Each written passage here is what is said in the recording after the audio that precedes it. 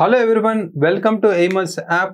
So here today we will discuss an important questions whatever we have seen in the UPSC prelims 2025, right? So in this video we will discuss the questions regarding the polity subject only, right? Polity subject lo manaku vachina important questions manaki total almost 13 questions vachayandi, right? So ikkada 13 questions ku manam chusukunte so ఏవైతే మనకి better గా ఉన్నాయో అంటే right so ఏవైతే easy ఉన్నాయో ఏదైతే tough ఉన్నాయో ట్రిక్కీగా ఇచ్చారో అవన్నీ మనం ఫైండ్ అవుట్ చేద్దాం ఇక్కడ.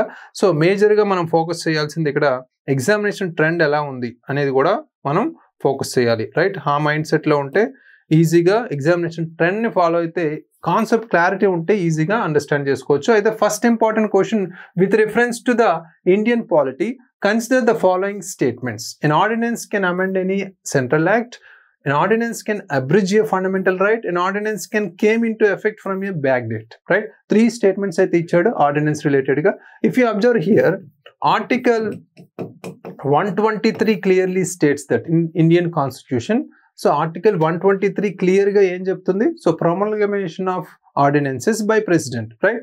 So here this particular article only ఏం చెప్తుందంటే ఆ ఆర్డినెన్స్ ఏవైతే ప్రెసిడెంట్ ద్వారా క్రియేట్ చేయబడ్డాయో అవి same effect and same force ఉంటాయి మన యాక్ట్స్, నార్మల్ యాక్ట్స్ లాగా. అంటే పార్లమెంట్ ఏం చేస్తుంది, నార్మల్ ఆర్డినరీ లాస్ ఏవైతే ఎనాక్ట్ చేస్తుందో అదే సేమ్ ఫోర్స్, అదే ఎఫెక్ట్ మనకి ఈ ఆర్డినెన్స్ కూడా ఉంటుందని క్లియర్గా మెన్షన్ చేయడం జరిగింది. So that's why first statement అనేది కరెక్ట్. ఎందుకంటే ordinance can amend any central act. ఇప్పుడు ఇక్కడ మనకి సెంట్రల్ యాక్ట్స్ ఏవైతే అమెండ్మెంట్ యాక్ట్స్ పార్లమెంట్ ఏం చేస్తుంది, పార్లమెంట్ ద్వారా మనకు కొన్ని యాక్ట్స్ ఏవైతే ఉన్నాయో వాటిని మనకి ఆటోమేటిక్గా అమెండ్ చేయగలిగే సేమ్ ఫోర్స్ అండ్ ఎఫెక్ట్ ఉంటుంది కాబట్టి ఆర్డినెన్సెస్ కూడా చేయొచ్చు, right? So next an ordinance can abridge a fundamental right.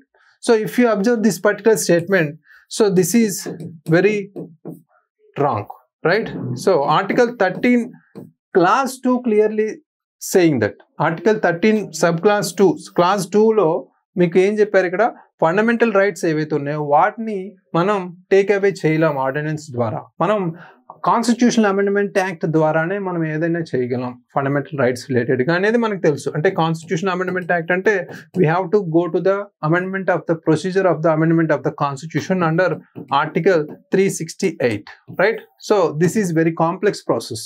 But ఇక్కడ ఆర్డినెన్స్ అంటే జస్ట్ ప్రెసిడెంట్ 123 ఆర్టికల్ ఏవైతే ఉన్నాయో ఆర్టికల్ 123 ద్వారా ప్రెసిడెంట్ ఈజీగా ప్రొమల్గేట్ చేయొచ్చు, రైట్?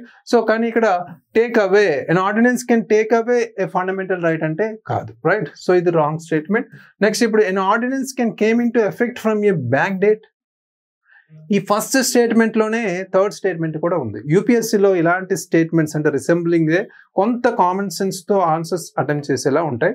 సో ఇప్పుడు an ordinance can amend any central act అనేది కరెక్ట్ అని ఎలా చెప్తున్నాము, an ordinance can came into effect from a back date అనేది కూడా క్లియర్ కట్ గా చెప్పొచ్చు. ఎందుకంటే మనం ఏం చెప్పుకున్నాం, పార్లమెంట్ ఇనాక్ట్ చేసే యాక్ట్స్ ఏవైతే ఉన్నాయో అవి ఏ ఫోర్స్ లో ఉంటాయి, ఏ ఎఫెక్ట్ తో వస్తాయో అదే విధంగా ఆర్డినెన్స్ కూడా వస్తాయి కదా, రైట్? సో బ్యాక్ డేట్ అంటే ఏంటి, ఇక్కడ రెట్రోస్పెక్టివ్ డేట్. రెట్రోస్పెక్టివ్ డేట్ అంటే ordinance can come in to effect from a retrospective date, right? తిరోగమనం అంటాం తెలుగులో, రైట్? సో ఇక్కడ ordinances can came in to effect from a back date అనేది కూడా correct option. 1 and 3 are the correct options అనేది ఈ question ద్వారా మనం తెలుసుకోవచ్చు. నెక్స్ట్ మనకి కన్సిడర్ ద ఫాలోయింగ్ పేర్స్. ఇక్కడ స్టేట్స్ ఇచ్చారు, డిస్క్రిప్షన్ ఇచ్చారు. అరుణాచల్ ప్రదేశ్ ఇచ్చారు. Capital is named after a fort and the state has 2 national parks. ఇప్పుడు ఇక్కడ అరుణాచల్ ప్రదేశ్ కి ఇది సంబంధం ఉందా లేదా? ఇక్కడ అరుణాచల్ ప్రదేశ్ క్యాపిటల్ ఏంటండి, ఈటానగర్, రైట్? సో ఈటానగర్ ఎలా వచ్చింది? సో అక్కడ ఫోర్ట్ ఉంది మనకి. ఈటా అంటే ఏంటి, బ్రిక్ అంటాం, రైట్? బ్రిక్ నగర్ గా పిలిచేవాళ్ళం, రైట్? సో బ్రిక్ అనేది ఇలా ఈటానగర్ గా మారింది, right? Capital is named after A fort అన్నారు, ఈ ఫోర్ట్ సిటీగా పిలుస్తాం, బ్రిక్ ఫోర్ట్ గా, రైట్? సో అందుకనే మనకి అది ఆ స్టేట్మెంట్ ఒక పార్ట్ ఆఫ్ ద స్టేట్మెంట్ అయితే correct. And the state has 2 national parks అన్నారు, అది కూడా కరెక్టే. మనకి నామ్దాఫా నేషనల్ పార్క్ ఉంది, అదేవిధంగా మౌలింగ్ నేషనల్ పార్క్ కూడా అరుణాచల్ ప్రదేశ్ లోనే ఉంది, right? So first part correct option, first statement. Next Nagaland చూస్తే the state came in to existence to the basis of a constitutional amendment act అన్నారు. నాగాలాండ్ ఎప్పుడు వచ్చింది?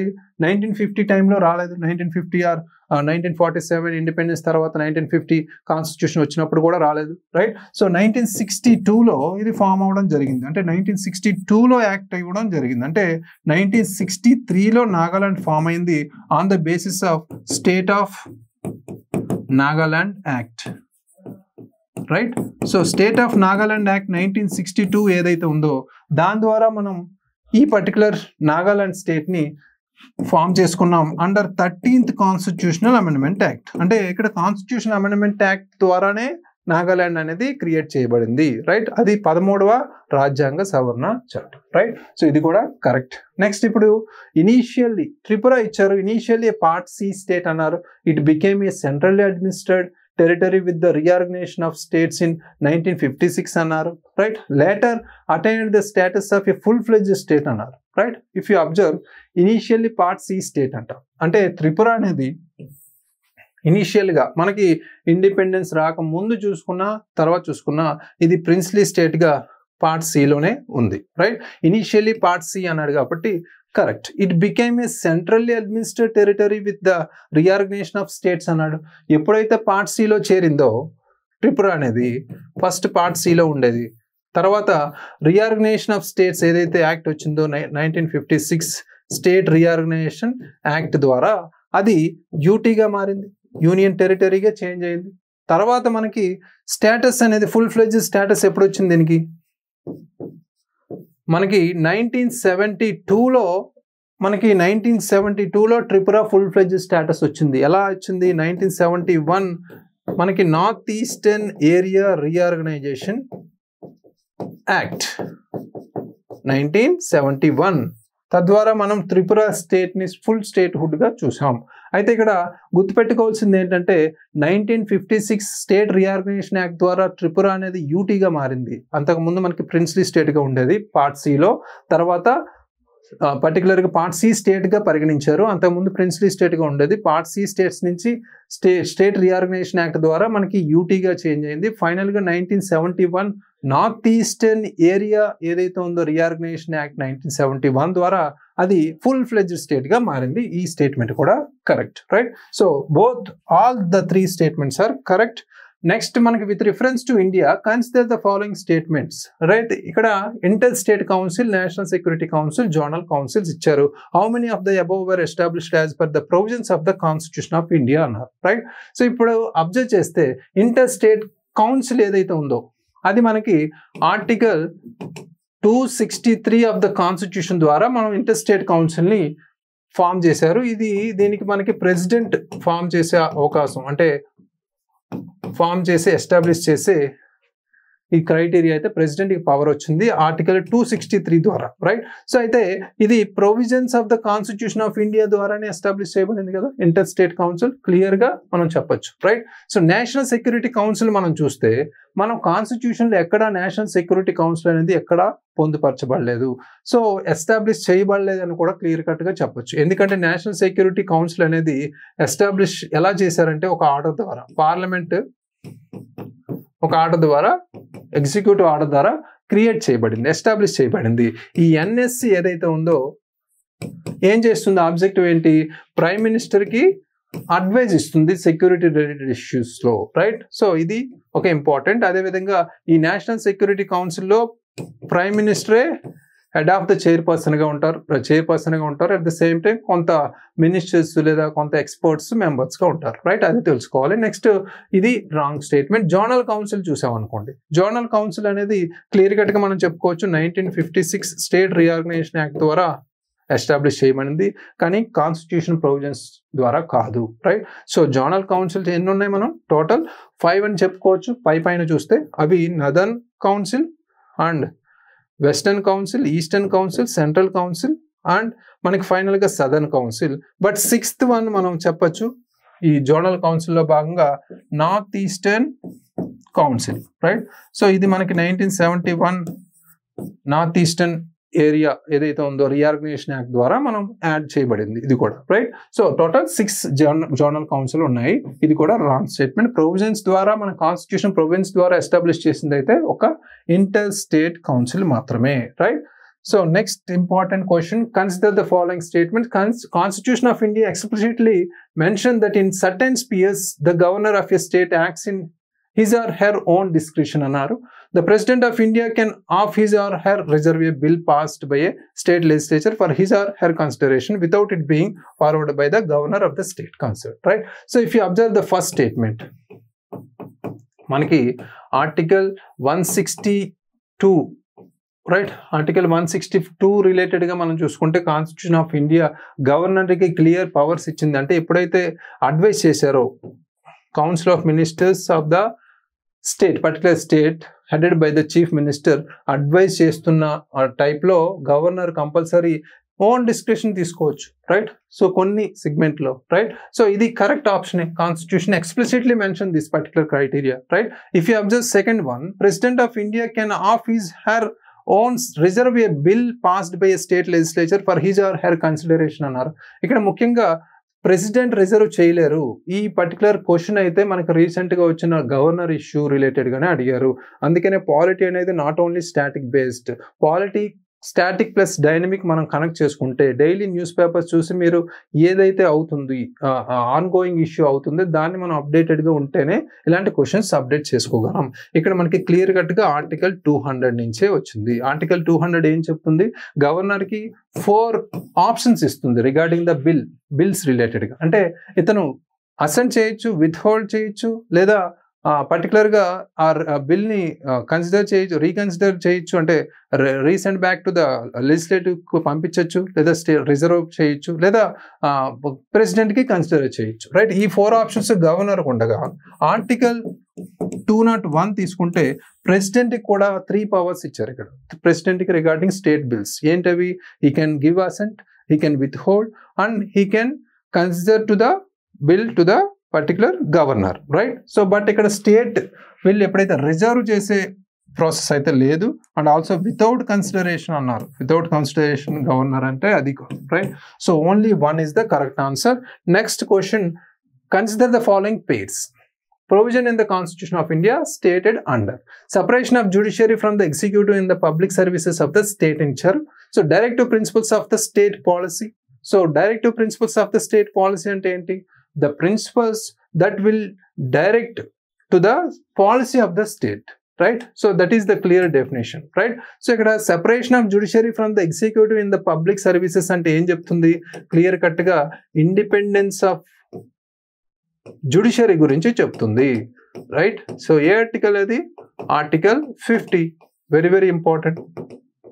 Separation of judiciary from the executive, very very important, right? So ఇది correct option. Valuing and preserving the rich heritage of our composite culture, the fundamental duties అని ఇచ్చారు, right? So ఇది clear గా mention చేశారు మనకి article 51A sub clause F, right? So 51 clause A sub clause F లో మనం చూస్తే clear cut గా a citizen shall protect or give value the preserving of the rich heritage of our composite culture. ఈ fundamental duties మనకి 42nd Constitutional Amendment Act 1976 ద్వారా constitution లో include చేయబడ్డాయి అనేది కూడా మనకు తెలుసు, రైట్? సో ఇది కూడా correct option. Prohibition of employment of children below the age of 14 years in factories అని ఇచ్చారు. సో ఇక్కడ ఫండమెంటల్ రైట్స్ అన్నారు, రైట్? క్లియర్ కట్ గా మనకి అబ్జర్వ్ చేస్తే మనకి టోటల్ ఫండమెంటల్ రైట్స్ 6 parts లో ఉన్నాయనేది అందరికీ తెలిసిందే. అందులో మీరు right against exploitation, right against exploitation ని మనకి ఒకసారి అబ్జర్వ్ చేస్తే, ఆ గ్రూప్ ఆఫ్ ఫండమెంటల్ రైట్స్ ని అబ్జర్వ్ చేస్తే ఇందులో ఆర్టికల్స్ 23 to 24 ఈ 2 ఆర్టికల్స్ దీనికి సంబంధించినవి, రైట్? సో ఈ ఆర్టికల్ 24 ఏదైతే ఉందో అదే ఇక్కడ క్లియర్ కట్ గా prohibition of employment of children below the age of 14 years in factories అనేది ఇచ్చింది, రైట్? సో ఇది కూడా correct option. All the 3 are the C is the correct option. Next important question, consider the following statements with reference to constitution of India. If an area in a state is declared as scheduled area under the 5th schedule, right? 5th schedule related ఇచ్చాడు. The state government loses its executive power in such areas and a local body assumes total administration అని ఇచ్చారు, right? So ఇక్కడ clear cut గా అర్థం చేసుకుంటే 5th schedule related గా మనకి కొన్ని స్పెషల్ కేటగిరీస్ అంటే స్పెషల్ ప్రొవిజన్స్ అయితే scheduled areas and scheduled tribes కి సంబంధించింది ఇది, right. So other than what ever we have Assam కావచ్చు, మనకున్న మిజోరాం కావచ్చు, సో కొన్ని స్టేట్స్ కి సంబంధించి, రైట్, అదర్ దాన్ కొన్ని స్టేట్స్, రైట్. సో ఆ స్టేట్స్ తప్ప మనకి రిమైనింగ్ స్టేట్స్ అన్ని ఇందులో ఇంక్లూడ్ చేయబడతాయి, రైట్. త్రిపుర, అస్సాం వంటి స్టేట్స్ తప్ప ఇక్కడ రిమైనింగ్ స్టేట్స్ అన్ని ఈ స్కెడ్యూల్ ట్రైబ్స్ కి సంబంధించి 5th షెడ్యూల్లో, ఆ పర్టికులర్ స్టేట్స్ అస్సాం, త్రిపుర లాంటి స్టేట్స్ మనకి 6th షెడ్యూల్లో ఇంక్లూడ్ చేయబడతాయి స్పెషల్ ప్రొవిజన్స్ తో, రైట్. సో ఇక్కడ క్లియర్ కట్ గా అర్థం చేసుకుంటే ఈ పర్టికులర్ ఇష్యూలో మనం పేసా అనేది కూడా చెప్పొచ్చు, Panchayat extension of scheduled areas, extended to scheduled areas 1996 act ఏదైతే ఉందో దీని ద్వారా చాలా మంది ఏం చెప్తారంటే ఈ స్టేట్ ఎగ్జిక్యూటివ్ పవర్ లాస్ అయిపోయి ఈ పర్టికులర్ లోకల్ బాడీ అయితే total administration related to schedule 5 areas అనేది వచ్చేస్తుంది అనుకుంటారు, బట్ ఇది wrong statement, right. So state government loss అవ్వదు, జస్ట్ పేసా అంటే పంచాయత్ ఎక్స్టెండ్ చేస్తుంది అంతే, జస్ట్ లోకల్ బాడీని ఇంక్లూడ్ చేసుకుని, right. So the union government can take over the total administration of such areas under certain circumstances on the recommendations of the governor. ఎప్పుడైతే governor ఎవరు union head కదా, main governor కి సంబంధించి అంటే ఈ particular schedule 5 సంబంధించిన issues related union government కి total administration power ఉంది, right. So government recommendation related గా ఇది 2 only is the correct option, right. So next important question, consider the following subjects under the Constitution of India. List 1 union list in the 7th schedule, extent of the executive power of a state, conditions of the governor's office. If you observe, for a constitutional amendment with respect to which of the above, ratification by the legislations of not less than 1/2 of the states is required before presenting the bill to the President of India for assent. So ఈ particular question తెలియాలంటే అసలు మనకి parliament లో ఒక bill introduce చేశారు అనుకోండి, either house of the parliament, right, తర్వాత మనకి వేరే హౌస్ లోకి వెళ్తుంది,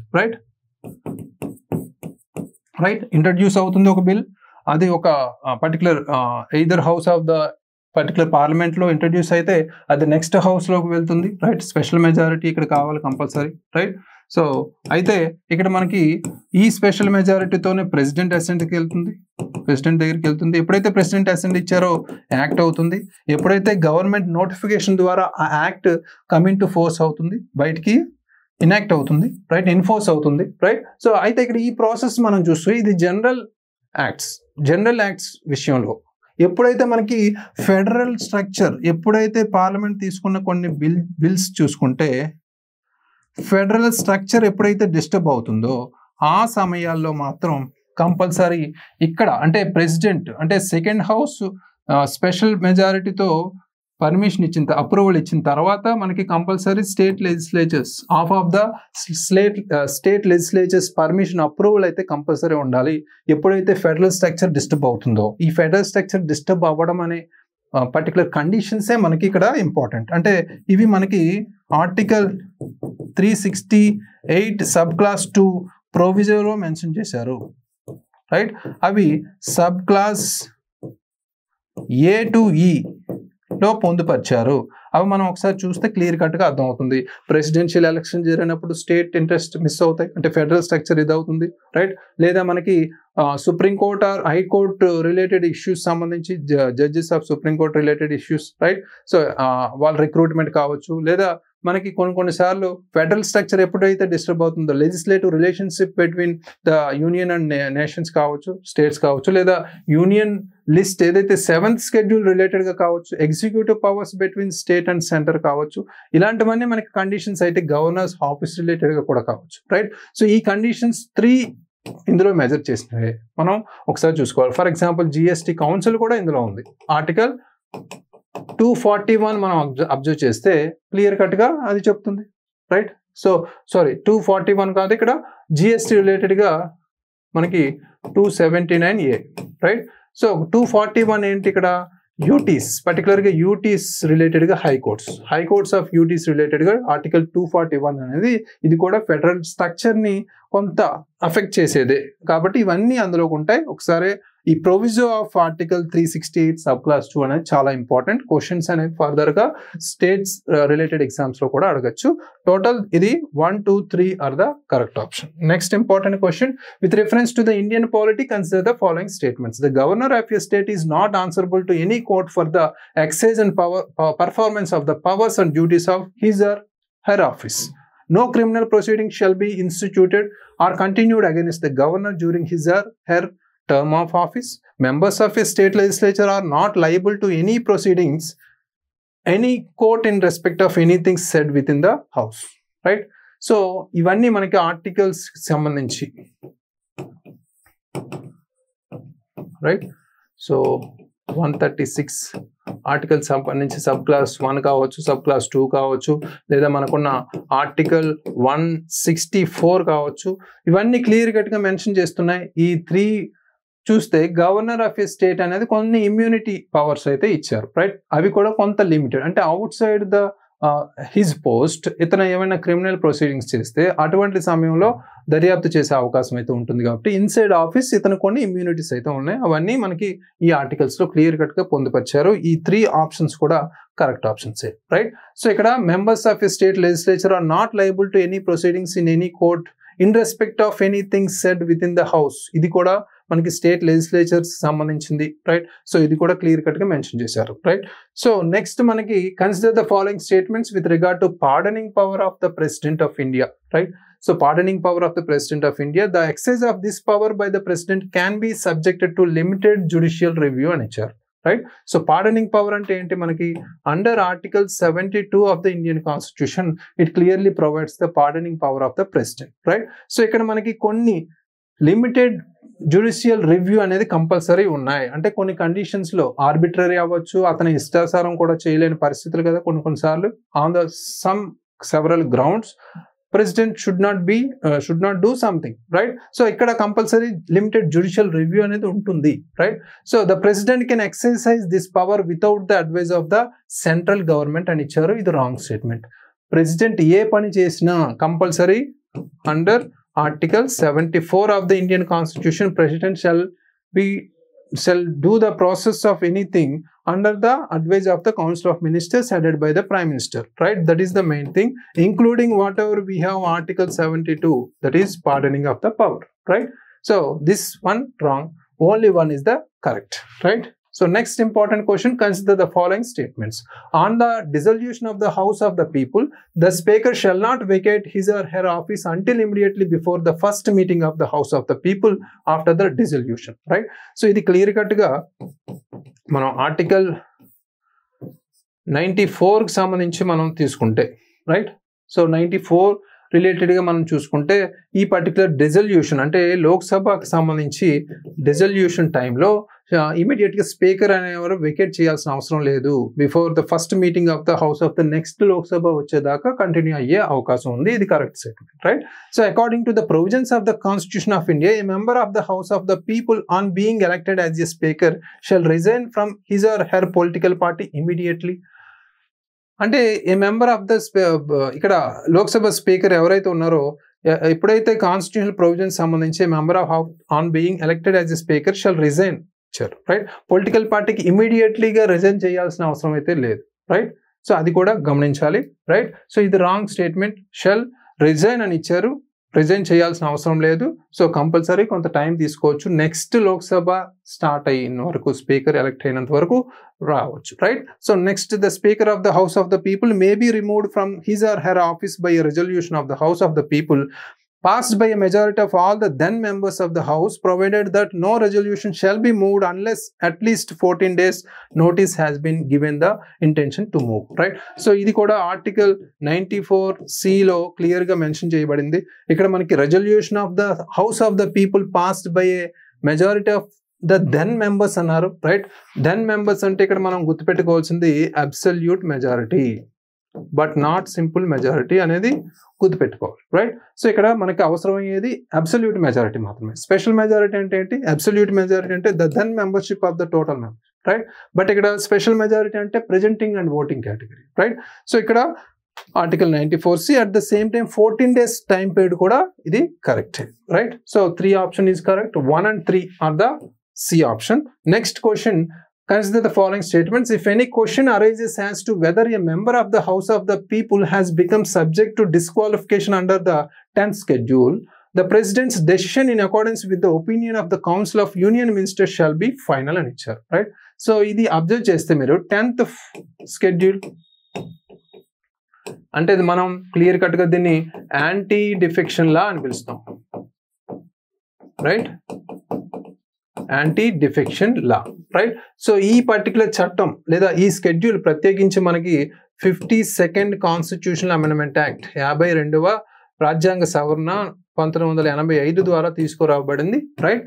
సో ఇక్కడ మనం గుర్తుపెట్టుకుంటే if any question arise to whether people has subject to disqualification on the 10th schedule, President's decision in accordance with the opinion of the Council of Union Ministers shall be final అన్నారు. ఇది president decision కాదు, any head of the house అంటే అతను రాజ్యసభలో ఉంటే chairman of the house అవ్వచ్చు, chairman of Rajya Sabha అవ్వచ్చు, లేదా స్పీకర్ ఆఫ్ లోక్సభ కావచ్చు, రైట్?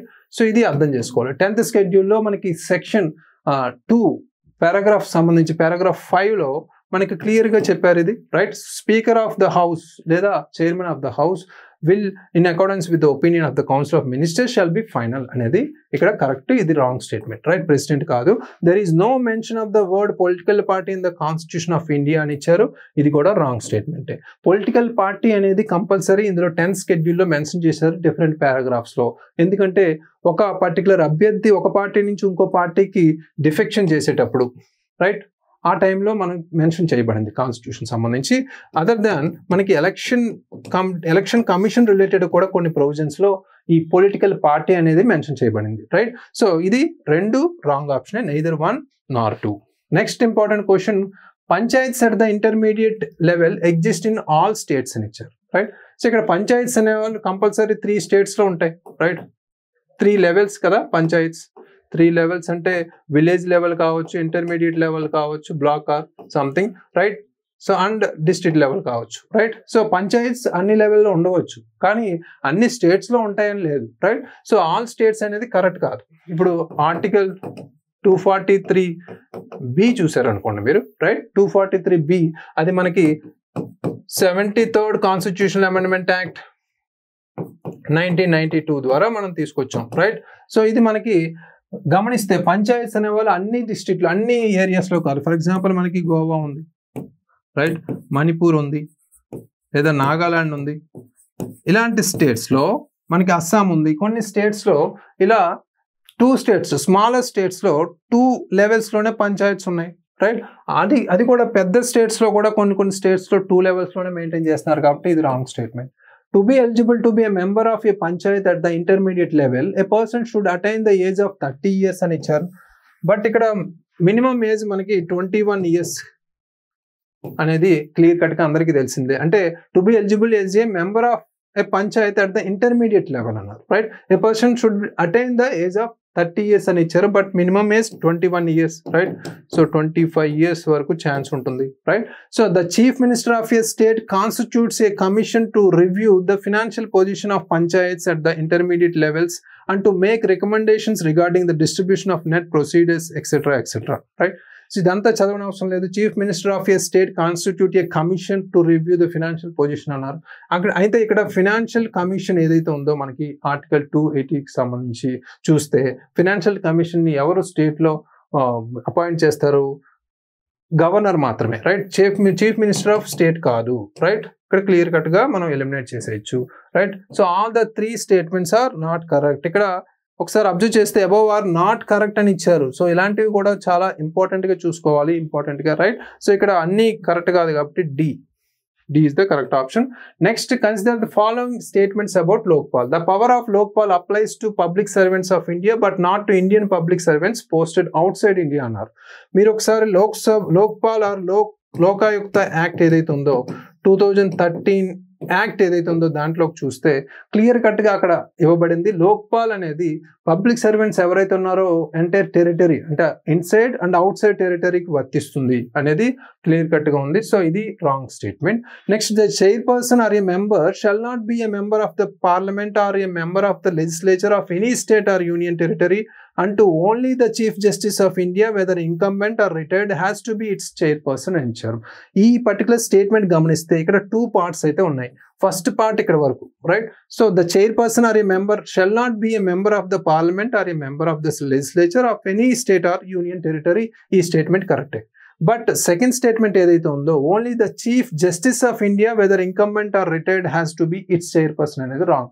చైర్పర్సన్ ఓన్లీ చీఫ్ జస్టిసే కాదు, previous chief justice of India's కావచ్చు, former, and also supreme court of judges కూడా కావచ్చు, రైట్? సో ఇది కూడా wrong statement. Next, the chairperson or a member shall not be a person of less than 45 years of age in the date of assuming office as the chairperson or member as the case may be. ఇక్కడ 45 years ఇచ్చారు. Shall not be a person of less than 45 years. So minimum 25 years అనేది members starting age గా ఉండాలి, right? 45 years వరకు compulsory, right? So ఇది correct option. అంటే chairperson or a member shall not be a person of less than 45 years అని ఇచ్చారు, right? So ఇది compulsory. Date of assuming office as the chairperson or member, right? So ఇది compulsory follow అవ్వాలి. So Lokpal cannot enquire into the allegations of corruption against committed by the sitting prime minister of India అని ఇచ్చారు. ఇది కూడా wrong option. ఎందుకంటే cannot enquire కాదు, enquire చేయొచ్చు, కానీ ఆన్ స్పెషల్ గ్రౌండ్స్, అంటే కొన్ని స్పెషల్ సర్కమ్స్టెన్స్లో. ఫర్ ఎగ్జాంపుల్, ఇతను నేషనల్ సెక్యూరిటీ రిలేటెడ్గా లేదా ఆర్మ్డ్ ఫోర్సెస్ రిలేటెడ్గా కానీ, లేదా కొన్ని మనకి ఉన్న అటామిక్ ఎనర్జీ రిలేటెడ్గా కానీ, ఇలాంటి వాటి మీద ప్రైమ్ మినిస్టర్ ఆఫ్ ఇండియాని అలిగేషన్ చేయాల్సిన లేదా దర్యాప్తు చేయాల్సిన పరిస్థితులు అయితే మనకి లేవు, రైట్? సో లోక్పాల్ రిమైనింగ్ కొన్ని కండిషన్స్ పర్సనల్ రిలేటెడ్గా, ప్రొఫెషనల్గా కాకుండా పర్సనల్ రిలేటెడ్గా ఏమైనా అలిగేషన్స్ కరప్షన్ రిలేటెడ్గా వస్తే దర్యాప్తు ఎంక్వైర్ చేయొచ్చు, రైట్? సో టోటల్గా చూసుకుంటే 3 only is the correct option, right? So ఇవి మనకి టోటల్గా 13 క్వశ్చన్స్ అయితే పాలిటీ నుంచి అడిగారు. సో ఈజీయే, బట్ ఇక్కడ అర్థం చేసుకోవాల్సింది ఏంటంటే పాలిటీకి సంబంధించి ఒక క్లియర్ అండర్స్టాండింగ్, క్లారిటీ ఉంటే ఎటువంటి క్వశ్చన్ ఇచ్చినా మనం ఈజీగా ఎలిమినేట్ చేయొచ్చు లేదా ఈజీగా అటెంప్ట్ చేయొచ్చు, రైట్? ఇక్కడ కావాల్సింది మనకి క్వశ్చన్స్ కాదు, మనకి కాన్సెప్ట్ బేస్డ్గా మీరు ఎన్నిసార్లు రివైజ్ చేస్తే, ఎన్నిసార్లు మీరు అండర్స్టాండ్ చేసుకుంటే, ఎన్నిసార్లు మీరు డైనమిక్కి కనెక్ట్ చేసుకుంటే, అంటే కరెంట్ అఫైర్స్కి కనెక్ట్ చేసుకుంటే అంత ఈజీ అవుతుంది ప్రిపరేషన్, రైట్? సో ఇక్కడ మనకి దీనికి సంబంధించి క్లాసెస్, మనకి పాలిటీ క్లాసెస్ మనకి యాప్లో అందుబాటులో ఉన్నాయి. సో నేను పాలిటీ ఫ్యాకల్టీని, సో సంతోష్ కోకా. సో క్లియర్గా మనకి ఆ పాలిటీ క్లాసెస్ అనేవి క్లియర్ అండర్స్టాండింగ్తో మనకి రూపొందించబడ్డాయి. Please watch it. Thank you very much. All the very best.